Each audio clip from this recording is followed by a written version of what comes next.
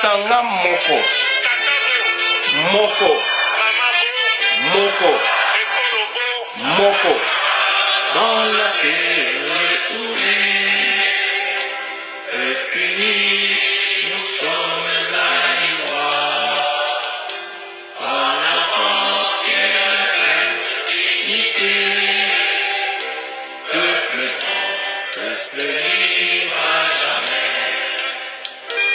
Et alors, flamme-nous du feu sacré pour bâtir notre pays toujours plus beau. Autour d'un fleuve majesté, autour d'un fleuve majesté. Tricolore arrive l'idéal, il nous réunit aux aïeux à nos enfants. Et justice et travail, et justice et travail. Bonjour peuple congolais. Peuple congolais bozali bandeko ya bolingo. Peuple congolais bozali bandeko oyo bozali kolanda makambo ya mboka elongo na ngai. Peuple congolais tozali ko partager ensemble situation politique, économique, sociale ya biso. Yango wana toza ko senga na bino bo s'abonner massivement na chaîne na biso. Toza ko senga na bino aussi bo s'abonner massivement donc on a écrit na TV. Et qui écrit na TV ezali chaîne ya diaspora. Ezali kosala mosala na kati na diaspora pe na libanda na kati ya mboka. Ezali na ba thématique ya malamu, ba thématique sociale. Donc yango toza ko senga na bino pe donc bo s'abonner makasi na écrit na TV. Bolanda pe ba thématique ya écrit na TV. Bandeko na ngai na ekoloba likambo moko très important. Tomoni na ba etandweke. Tomoni na ba etandweke Félix Antoine Tshilombo accueilli vers famille Moleka. C'est très important. Félix Antoine Tshilombo accueilli na famille Moleka. Ezali likambo bomba chouchouté. Mais to expliquer bino na na version oyo biso doza nango et version na biso ezali mingi donc restitution donc anthropologique ya makambo. Donc bandeko nanga c'est très important mais natangela bino nanu donc passage yango na kotanga yango bongo nde sima tokoti na mozindo ya makambo. C'est très important. Voilà. Donc ezali awa donc Albert Moleka batie photo na ye yango yo. Photo ya Albert Moleka yango yo. Voilà. Bomoni photo ya Albert Moleka yango wana.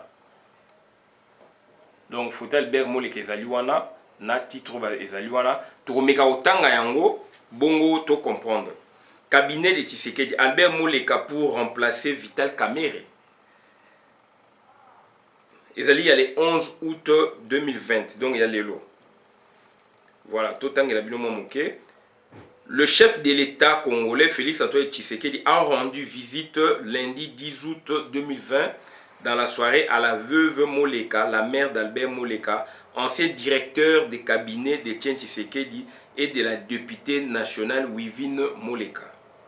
Une visite en catimini que les fins observateurs n'ont pas loupé.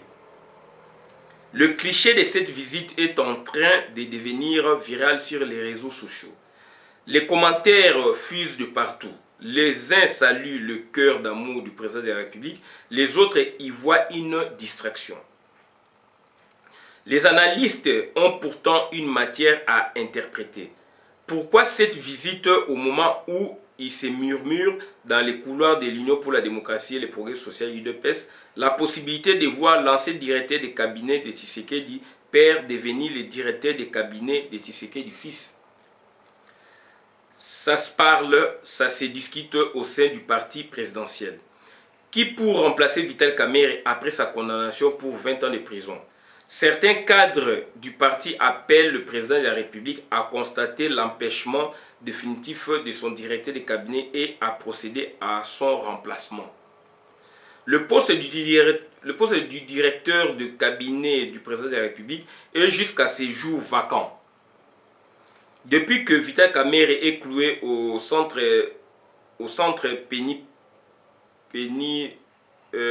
pénitentiaire et de réinsertion de Makala, je pense CPRK, à 20 ans de prison, les voix se sont levées pour pousser le chef de l'État à se séparer de lui, dont l'implication dans le détournement des deniers publics a porté un épais ombrage sur l'image de la première institution du pays.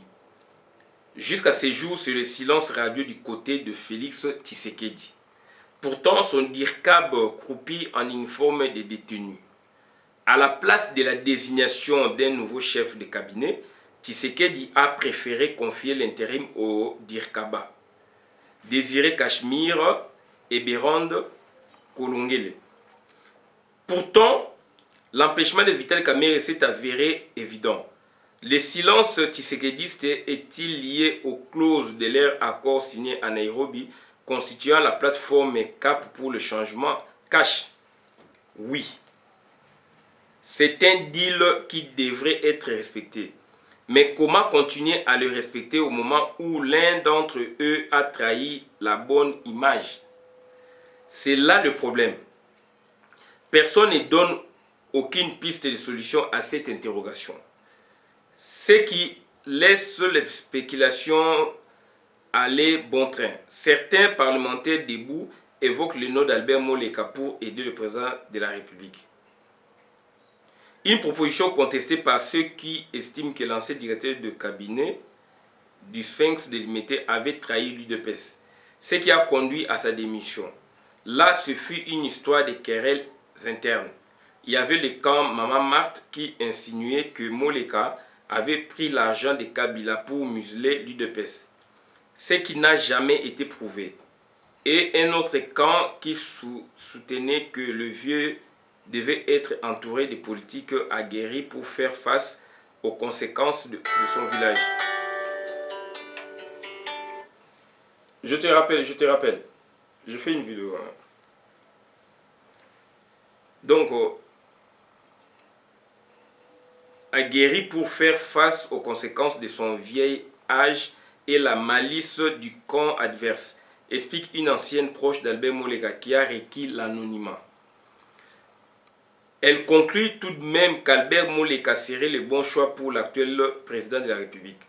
C'est la personne qui convient. Sa sagesse et son intelligence sont nécessaires pour gérer le cabinet du chef très infiltré. Confie-t-elle. Est-ce que Félix Tshisekedi l'a-t-il entendu quand il rend visite à la mère de celui qu'on les lui conseille? Les Angolais diront Wendusi. Les analystes voient en cette visite une préparation du terrain à une éventuelle récupération de ces politiciens dont le silence depuis parle un moment.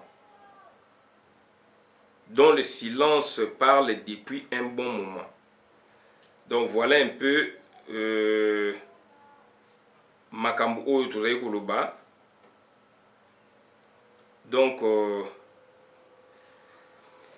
Albert Moleka tomoni awa Média Plus de Bimisiango, donc Albert Moleka donc azali sollicité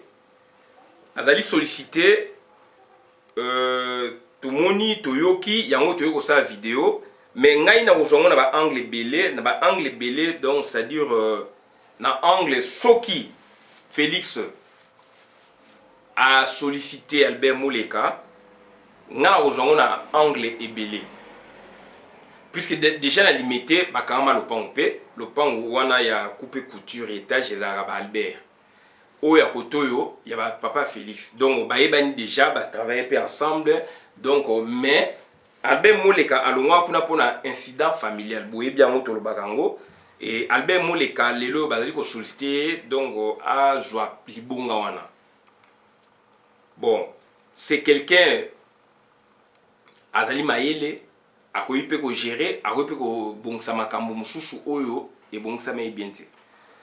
Donc sur ce point azala ba capacité na ba aptitude oyo esengeli na CV na ye pe eza ko sengela donc bakoyi pe ko jouer wana. Mais ngai bandeko na bola na malamu ngai naza ko situer yango au-delà nazo situer yango au-delà ya makambo oyo nde balobi wana. Pona ngai ezali d'abord ezali donc c'est-à-dire ezali rencontre na ba mama ya Félix na mama Albert baza dia ba mama o bayebanaki banda kala baza pe ba ami ko penser nanu pota o esalaka na famille Moleka na ndenge mwana na ye ya mama Moleka donc alongwaki na lolengo na lo bayebani na mama Marthe mama Malata.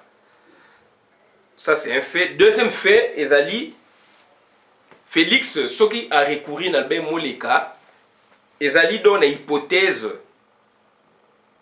ya kozonga na parenté congolaise puisque Félix accueilli mingi azali na explica bino théorie ya parenté. Donc Félix ndenge azali wana donc avant na Kinshasa ezali lokola Kigali bis et que nyake au sexe azali donc mwana azali rwandaise et que ba pesi Félix pouvoir puisque mwana na bango abala Félix donc nyake au sexe abala Félix, d'où ça dit ba préférer mutu a préféré en définitive aussi après sa pouvoir soit na mwana ya mobali na ye na mwasi ya mobali na ye en fait na mwasi ya mwana na ye ou bien na mobali ya mwana na ye puisque il dit que alliance ezali wana za beau fils na ye ou belle fille na ye. Donc ça pourrait se passer comme ça. Donc ça dit à la suite il y a relation nyakero azanango na Paul Kagame azanango na Yori Museveni et puis na Hippolyte Kanambe, d'où ba confier pouvoir puis ça mwana na bango ba boti ne pe bana donc c'est un contrat ko ki ma boité et puis li bana pe ba bomango bomoté surtout bango ba pc pouvoir donc à obéir na bango. Donc ça dit en expliquant déjà donc sur ce point donc ba trouver qui vraiment donc alibi moko malamu pour na pesa ma pouvoir na Félix pour ba bika za ya bango ko bouger. Donc ça c'est de deux. Et troisièmement donc ça dit tant azali donc na parenté wana Kinshasa Congo ezali donc on est sous préfecture ya Kigali ou ya Uganda, d'où ça dit ba continuer sur bazali quoi ba représenter à Paul Kagame ou Museveni. Donc c'est dire Congo ezali prise en otage. Si ko bango to ba solliciter hier ezali ti bazali ko zonga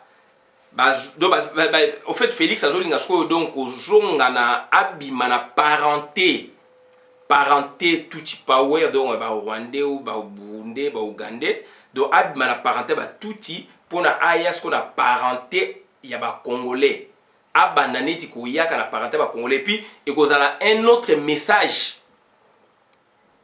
Là, c'est donc au dernier point, un autre message par rapport il y a tribu pe oyaye. Donc ça dit Félix voudrait sortir doublement na ba parenté il y a côté moi sinaye puisque cette fois-là ça l'unité donc naturalisé, tout y naturalisé donc tout y et puis rwandais aza ko protéger ba intérêt ba beau-père naye nakati ya Rwanda bis Kinshasa oyanga inayo.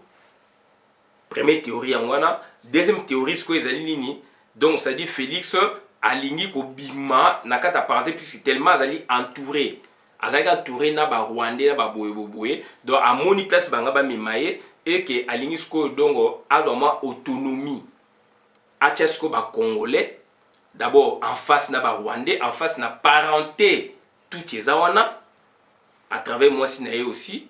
Et puis deuxième bouclier achango donc en face na parenté il y a tribu oyaye côté maman côté tata cette fois-là puisque Moleka Mena cette fois-là représenterait n'est-ce pas toute la nation congolaise. N'ayez des choses de se comprendre. Donc ezali gymnastique mot simple donc ça dit Félix Antoine Tshilombo en allant vers la famille Moleka, la maman ouais ba Moleka, donc accueilli kuna donc maman nazali maman ya Albert Moleka, donc maman aussi ya Wivine Moleka. D'autant aza ko solliciter. Et puis dernier point aussi, ils ont une compte alliance. On a une hypothèse de toujours kende donc na dialogue, na table ronde internationale. Donc aza ko resserrer ba lien. De Félix aza ko resserrer ba lien. Puisque ça va de soi, puisque Vital Kamerhe aza ko représenter quoi? Vital Kamerhe aza ko représenter donc c'est-à-dire Batuti. Aza ko représenter Batuti. D'où sikoyo soki Albert Moleka komiwana de Albert Moleka donc a jouer quelque chose na ba future négociation na ba future donc c'est-à-dire table ronde des ko beta makalate yango moni donc c'est-à-dire Félix Antoine Tshilombo a regroupé déjà Bemba za côté na ye sikoyo linga regroupé Albert Moleka za côté na ye de sorte que n'entendement na ye déjà a zongi na parenté à ba congolais en général et particulièrement dans la parenté donc il y a ba équatorien pour avoir toute l'Équateur, toute la province, si je dis toute l'Équateur, toute la province de l'Équateur. Donc ça c'est un aspect à ne pas négliger. Donc ça dit toujours parler déjà wana na ba aspect auto évoqué. Donc c'est sérieux. Donc Félix Antoine Tshilombo qu'on recruté Albert Moleka, problématique nango ezali mabete, c'est quelqu'un qui a des qualités, c'est quelqu'un qui peut aussi travailler. Sur la solution dans Moussa Robo à pété, tu peux travailler, donc il a des qualités à revendre, il a ceci, c'est là. Mais le vrai problème il y a donc makambo ezali au-delà, il faut tout à l'heure au-delà de la nomination ba annoncer wana. Yango to épinglé donc ça dit makambo donc ça dit alingi intelligemment Rwandais, ou avez permis de directeur cabinet donc ça dit Vital Kamerhe puisqu'il y a remplacé na hypothèse ou a remplacé des Vital Kamerhe. Donc au remplacer hier na Albert Moleka, donc il ferait bonne affaire entre guillemets na ba conception de Bama Moni parce que d'abord Albert Moleka azali donc azali a jouer rôle moko central. Il y a équilibre, le rôle central et équilibre entre d'un côté, à jouer un rôle central et équilibre entre d'un côté, nazo bengo na sa vidéo na bengo so assistant na benga. Donc azo sala donc rôle moko central et équilibre d'un côté entre Batuti, donc c'est-à-dire entre pont Azokata pont entre Rwandais, ça c'est Albert Moleka. D'autre côté, Azako rassuré de l'intérieur, ça c'est de l'extérieur, Azo coupé, mais intelligemment, lié c'est Félix, donc Albert va couper intelligemment, tout en gardant, en renouant, n'est-ce pas, des contacts, des liens de l'intérieur. De l'intérieur, c'est-à-dire vis-à-vis na ba équatorien, ba équatorien ba komona que oui, donc moko ya bango azali na kati. D'autre côté, déjà Félix Antoine Tshilombo a récupéré déjà donc Bemba basel ba alliance nationale lobaki yango, Bemba pe na parti ne batikali pe ko démentir en côté, na yo kango chou ba chouchou chouchou, donc ezali vrai. Donc ça c'est d'autre côté.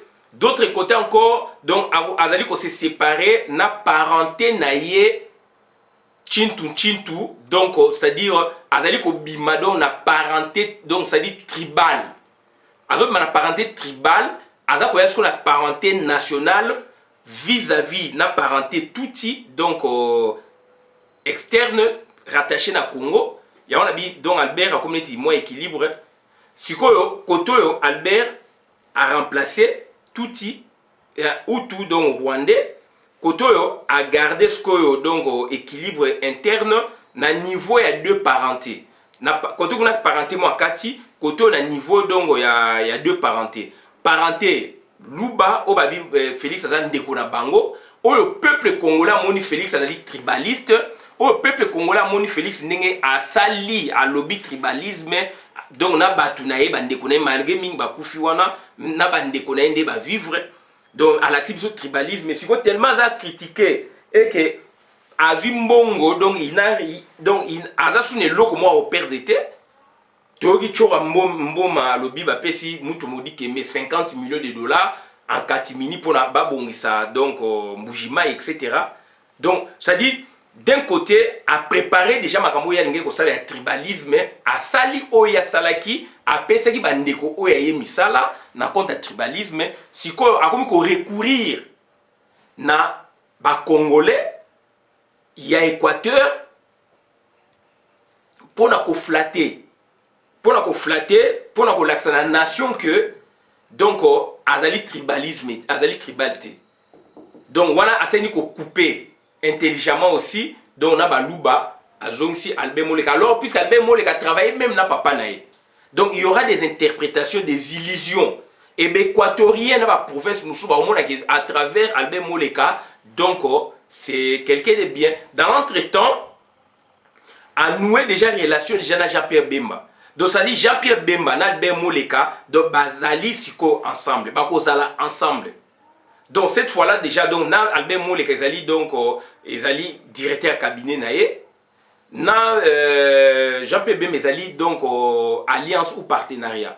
Donc na niveau équateur ezali Jean-Pierre Bemba do bako peser na Albert Moleka bako peser pour na éventualité moko politique. Je ne parle pas des élections 2023. L'éventualité politique engolo banini donc éventualité politique engolo banini donc c'est à dire que donc c'est à dire toujours qu'il y a une table ronde de d'autre côté azali ko kanga ba poids lourd nyos tout bazala tout autour naé puisque to kende donc na transition ba ndeko na ngai c'est très important et dans l'entretemps au finish yemoko donc c'est-à-dire donc Félix Antoine Tshilombo azali mutu ya Museveni Jean-Pierre Bemba azali mutu ya Museveni tant Félix akendaka avant l'élection avant propagande akende et pas Museveni abi vidéo ezali na bi Félix akeko détrôner Jean-Pierre Bemba puisque bazwa ki pouvoir kuna donc en absence de Jean-Pierre Bemba do Félix akei kuna akene ma pas Paul Kagame peut-être que na butu mais tout monde akene n'est pas Museveni ba photo pe ezali donc akene ko détrôner d'où sikoyo Museveni bazali batu oyo ba yebi to ke na dialogue ba lingi que na dialogue wana bazala en grand nombre pour na ba peser na sin expliquer théorie wana ba peser en face ya ba vrai congolais o ba koya donc donc ça va débattre peut-être ndenge ya ina bloc ba senko.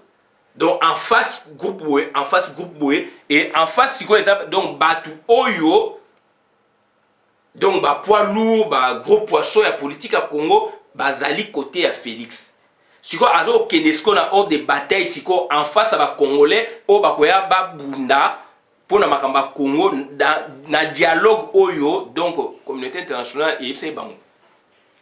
Donc Félix déjà donc il regroupe maintenant des gros poissons derrière lui.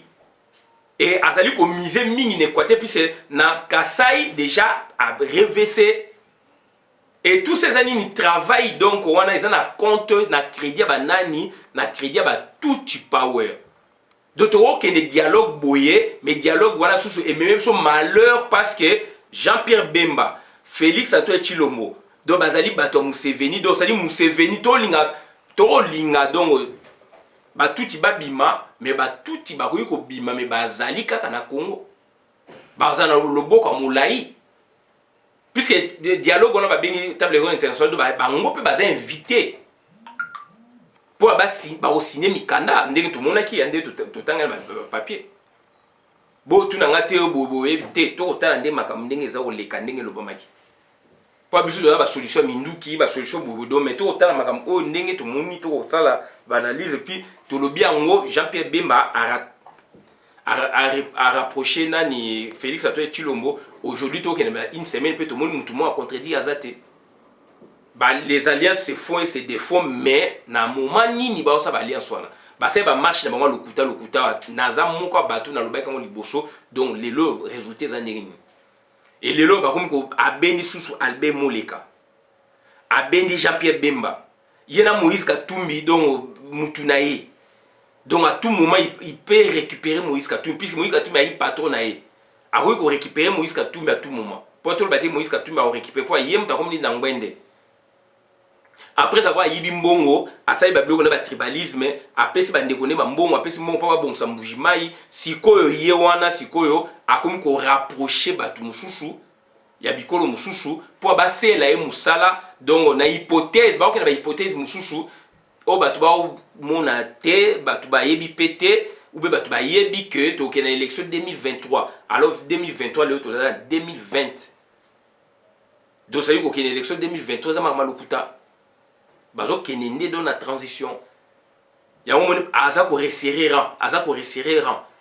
dans entre temps donc aza ko resserrer rang et puis donc c'est-à-dire azo ko multiplier ba stratégie na terrain et ba gros morceau bazali ko traîner aza ko benda bango pour créer un équilibre dans entre temps équilibre on est ko rassurer do ba tout power donc ba Tikelsko Félix avec tous les moyens à jouer pour que ba tout ba mal vikuna mais bango va jouer rôle. Donc voilà un peu ndekonangai ou be ndekonangande makam onga na yo sabino ya on a dit que donc Albert Mouleka, c'est un bon élément, c'est un monsieur que je connais, il est intelligent, il a de la qualité à revendre, mais sauf que moment oyo bazo solliciter via Albert Mouleka, donc ezali ba moment moko fatidique. Oyo tuti power eza okende kokufa oyo tuti power eza okende kokufa eza la problème siko ba komi ko multiplier ba stratégie pour na batikala na Congo donc ça dit j'ai à fourchette moulayi ko lia nandoki j'ai à fourchette moulayi et tous ces ont passé nini donc ça dit na Félix Antoine Tshilombo d'autre côté bo mona skoneti ke akatisko pont na ba tuti na ba rwandais Vital Kamerhe va sacrifier. Donc, Tolobaki Ango, malheureusement, Tolobaki qui est donc un avantage, on va voir les jours à venir, on ne sait jamais. Mais du moins, jusque-là, va sacrifier. Naza conséquent, Makamnanga na Oloba. Nabaki Makamo tout et profiter de Vital Kamerhe. Nalobaki Ango. Donc, ça dit, Nabaki que Félix Azali Ebouele. Nalobaki Ango, Nabaki que Félix Barolongole côté cour constitutionnel. Akimisi juge wana Boulandiango Bouyebiango.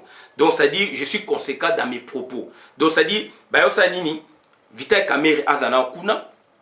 Donc aujourd'hui donc ce fut un plan. Vital Kamerhe azana kuna siko ba kotisa na sillage ya Félix des Congolais. Des Congolais visiblement forts oyo et quoi aspirer confiance puisque Vital Kamerhe batu bayebi ke aza Rwandais. Robert atoyebi ke aza Rwandais. Hippolyte Kanambe toyebi kaza Rwandais. Jeannette Kanambe toyebi kaza Rwandais. Zoé toyebi kaza Rwandais. D'où maintenant il joue gros avec des gros moyens et c'est Félix maintenant qui joue. Donc à sali donc avec délicatesse ko kata neti pona ba touti alors akati ponte siko a benani siko côté na biso côté ba congolais mais azala biso te a benani côté na biso ça dit akati siko pont na soi-disant bandekone ba chintu donc ba luba siko aye siko vers les Bangala en l'occurrence premièrement Jean-Pierre Bemba mouvement donc ya libération ya Congo donc ezali implanté Makasi en Équateur province orientale maman Eve Bazali wana donc bazala besoin ya électorat wana pour Félix ba bêtise ya sali dans l'Équateur kuna soka yokana ba Bemba te ayokani na ba équatorien te donc eko passer te c'est la même chose soka yokani te na ba Congo na ba leader ba Congo te eko passer te eza ba alliance eza nti ngai so na sa ba alliance na mboka moko boye ya Congo donc il faut na na bande kopé à côté wana pour to so na bango tout ça ba alliance c'est ce que eux ils ont fait na FCC bino dernièrement que donc ça dit FCC commis en lambeau voilà la théorie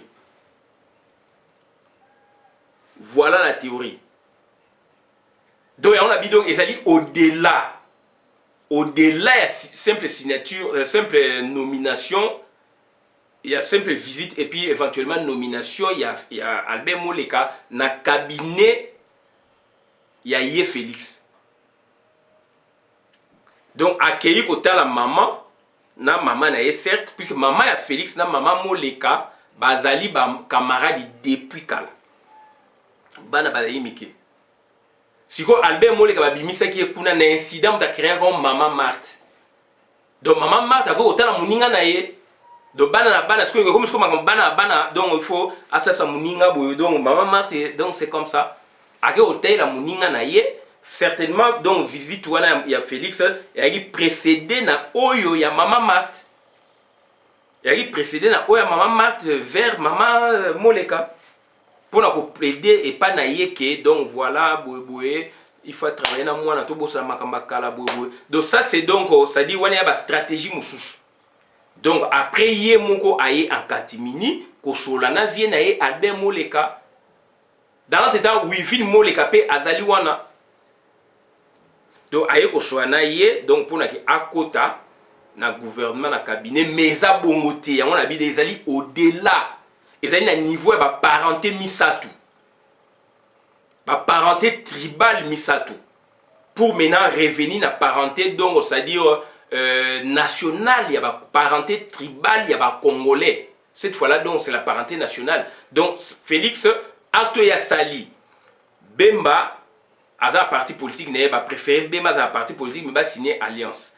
Si quoi a bendi, si quoi vieux Albert, ndé to moni wana, moins que ça lokuta, mais ndé to moni. Et bimi lelo ndenga alingi ko benda to zo hypothèse a bendi via Albert. Si via Albert soit comme directeur cabinet donc ça dit via Albert arrivé na esali ke bakati pont ou bakati alliance na ba Rwandais na ba tuti donc fini histoire Kamere alliance on est koufi. FCC KHP donc ezali déjà na voie ya dissolution pour la basala et loko mususu na rôle oyo Albert a rejoué mais ali entre FCC KHP ils vis-à-vis na ma table ronde internationale. Donc ça dit via Albert présence des alliés ont occupé déjà 3 grandes parentés, parenté Tuti ils ont 4 déjà avec Tuti donc on a Tuti on s'appelle Rwandais nous ba Tanzanie ba groupe wana donc ils ont dit Félix a coupé pont na ba Ruberwa ba Kamere Kanambe mais ça m'a malokuta a joué. Deuxième parenthèse, elle est vis-à-vis de Ndekone Baluba. Donc, tellement population et Yebi Félix, c'est un grand tribal. Azan on a kata makila. Apesi bango oya linga ki ba nomination. Sikoyo aye kozwa sikoyo a recourir na nation. La nation pour la paix, c'est donc un Congolais paix. Donc, comme tout Congolais, mais cette fois-là, Vialbert représente la nation pour faire l'équilibre dans le lobby. Pour faire l'équilibre entre le peuple. Puisque cette fois-là, Dieu va te dire, donc, à Tiesko, Vialbert, Wana, ils ont mouloubaté. Alors, dans l'entretemps, la nomination, plus de 150, ils ont balouba. Nathan, on a monnaie moutumote. Après, c'est bon, c'est qui, à celle de Sikoonde, a comme joué ce que donc, alliance a recouru maintenant à la tribu Moussous. A recouru maintenant à la province Moussous. Pour apaiser l'équilibre. Pour batouana ba lobelaye. Batouana ba attirer du monde vers yé. Mais aller vers yé, aller vers donc Museveni, vers Paul Kagame pour ba na table ronde internationale. Mindele ba lingi sous tout power na Congo te. Mais risque ezali ba ndeko na ngai tout power e kende me ezala ndenga Félix Basalina Hippolyte Kanambe. Donc Hippolyte Kanambe kenda mais azali na Congo. Donc bamindele banan boy bako sa la table ronde wana ben to komona ke makambe sili mais donc le boko moulaye zali ba Félix. Premier donc coupure ya parenté donc na ba touti n'arrivé à Vialbert ils ont symbolisé ba coupure wana. Deuxième coupure donc na ba luba bande konaye Félix. Troisième coupure sikonini donc ça dit ko couper encore ba lien sikoyo donc ça dit na ba étranger mususu. Donc on a des étrangers moussous et puis donc on ressoudé maintenant sikoyo Congo autour yaye na ba bikolo oyo azali ko donc ezali molongo ça moulaye donc abané na Jean Pierre Bemotomoni aye na Albert Moleka akorakoler ba morceau akorakoler ba morceau de la province news tout donc pour la base à la donc ebelé et tu apprendre même que Bahati Lukwebo azali pas Félix. Tu apprendre même Ilunga Kaba azali pas Félix. Donc on a tout, il faut jouer na yango pour na donc ban enjeu o ezali koya. Et yangwane sengeli ko fungula misu bande ko ngai. Voilà bande ko ngai o na yeka ko sabino ngwana na suki a boda na vidéo malam na compte communauté ngai Christian Bolabia mama peuple mokozi peuple souverain combattant résistant révolutionnaire PNI. PNI est les politiciens non institutionnels. Donc na yeko yebisa bino kaka boye baka ba alliance wana ndenge zo sala wana ezali par rapport il y a 2023 ti. Toujours qu'il y a une transition donc bazali na ordre dispersé. FCC ezali en lambeau. Félix Tshisekedi do azana confiance à UDPST a matisi bar likolo atiki ba Jama Kaboun atiki ba Augustin Kabuya atiki ba Peter Kazadi ba sa ba bêtise oya bango na niveau moko acquis déjà donc on a mbujimai na kananga ya ke na ba province mususu pona abima na niveau national alors que c'est un monsieur oya sel ba bêtise et belé. Donc voilà, bande onanga onaïga web sabino ngwana na suki abona na vidéo malam na compte communauté ngai Christian Bolabia mama peuple mokozi peuple souverain combattant résistant révolutionnaire PNI est les politiciens non institutionnels. Merci.